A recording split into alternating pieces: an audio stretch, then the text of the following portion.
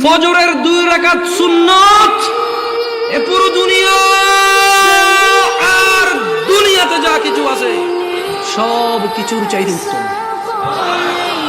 তাহলে যে 2 রাকাত সুন্নত পৃথিবীর চাইতে উত্তম, ওই 2 রাকাতের সুন্নতের পরে যে 2 রাকাত ফরজ রয়েছে, এই ফরজের আল্লাহু আকবার কি দিয়ে মিটাবা?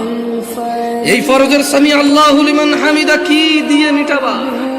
কত টাকার মালিক হয়েছে তুমি নামাজের কাফারা দিবা? যেখানে সুন্নত 2 রাকাতের মূল্য পুরো পৃথিবীর সমস্ত সম্পদ বিক্রি করে যদি একটা স্বর্ণ কিনা হয়, ওই স্বর্ণকে যদি এক পাল্লা রাখা হয়, আর ফজরের 2 রাকাত সুন্নতকে যদি এক পাল্লা রাখা হয়, ফজরের 2 রাকাত সুন্নত ভারী।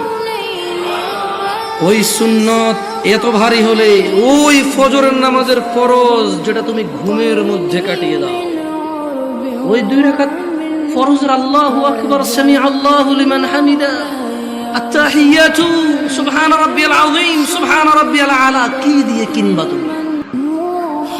কি কয় টাকার মালিক হয়েছে যে 2 রাকাত সুন্নতই পুরো পৃথিবীর চাইতে উত্তম?